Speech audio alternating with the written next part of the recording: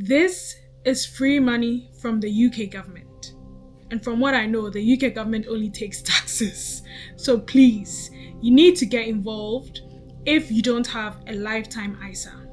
Let's get straight into the video. Today we're going to talk about lifetime ISA.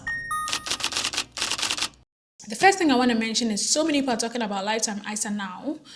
Trying to push the narrative that you get money given by the government, which you can use towards buying your first home, which is amazing. If you look at how much the government gives you in terms of percentage, you will not get that anywhere else here in the UK in terms of any savings account, unless you're actively invested in other asset classes. So I want to exhaust especially the questions around this lifetime ISA and the stuff that people don't usually talk about, because there are so many do's and don'ts when it comes to lifetime ISA, and you need to be aware of all of it before you get yourself involved. All in all, get yourself involved. First thing is, you can't open a lifetime ISA if you're not yet 18, and you can't open it if you're above 40. So age 40. So between 18 and 40 is the time period by which you can open a lifetime ISA. Now you can contribute to your lifetime ISA every year until you turn 50. After 50, you cannot contribute to it anymore. Also, if you open a lifetime ISA, let's say you're 35 and you open a lifetime ISA, you need to make at least your first contribution before you turn 40 to be eligible for the bonuses that the government gives you. So you need to be careful and not just say, oh, because everybody's saying I can open a lifetime ISA, you just get up and open one. You need to understand, if you are 39, you need to open that before you turn 40. And if you open, you need to make a contribution to it before you turn 40. Now, it is capped on how much you can put in your lifetime ISA for the whole year. The amount you can put in for the whole year is capped at £4,000. So when you get to your £4,000, let's say you started in January and by April you've put in £4,000, you can't put in more than £4,000 until the new year starts. And when you put in up to £4,000 every year, the government will give you £1,000 free, pretty much like interest, 25% of what you put in there. And each year you can do that again and again and again. So there are several things you can actually use this lifetime ISA for, which is allowed by the government, according to what gov.uk website says. The first thing is you have to use it towards the purchase of a house. So let's say you're 25, you managed to put in £4,000 every year, the government gives you £1,000 free in addition. Then when you are, let's say, 30 and you're ready to buy a house, you can use the money that is there as a contribution to the purchase of your house. So if it's big enough to be a deposit for your house, great. If you need to top up, at least you got 25% free from the government. Now, there's a caveat to it. You need to make sure that, one, the buying of your house is being done by a solicitor. So usually the solicitor would withdraw the money when you need to make them aware that you've got a lifetime ISA, and then when you're exchanging, they have their processes of withdrawing the money and using it towards the down payment. Secondly, the house needs to be mortgaged.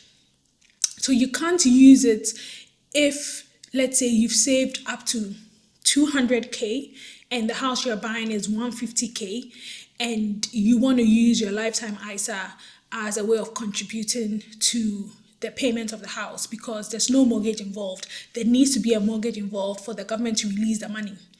Number 3, it needs to be your first house. So it cannot be the second house that you're buying or the third house that you're buying. It is not eligible. So whenever it's not eligible and you need to take the money out, what happens is you will take the money, but the government will take 25% of that money back. Let me chip in here that when you take money out of your lifetime ISA, and you are not using it for the purpose for which you are allowed to use it, so for contributing to the purchase of a house or towards your retirement or your pension, the government actually the government penalizes you for taking the money out for the wrong reasons. How does this work? So let's just use very simple figures. You put in 4,000. Let's assume 4,000 is the only amount that you've put in, and the government has given you £1,000. So your total amount in there is 5,000. Now, if you are withdrawing and not using it for the purpose, they will take 25% of 5,000, which is 1,250. So now they gave you 1,000, but they are taking out 1,250. So it's going to cost you extra £250. So whatever amount you've saved up in your lifetime ISA, if you decide to withdraw it and withdraw it for the wrong reasons or the reasons that are not allowed by the government is going to penalize you by taking 25% of the full amount you've earned, including your 25% interest. I know that it's the same 25%, but if you calculate 25% on a bigger amount where you've earned the extra 1,000 every year, you're going to pay the government slightly more. So be careful when you want to take out the money. You're not going to get what you put in. You're going to get lesser than you put in if you're not going to use it for the right purpose. So be mindful when you're thinking of what to use your lifetime ISA for, because it's not just use it to buy a house. There are several criteria that you need to meet to be able to use it to buy a house, and you need to do those in the right timing. So for instance, when I was buying my first house, I waited too late and before telling my lawyer that, oh, actually I've got a lifetime ISA. So I almost missed using it towards the down payment of my house.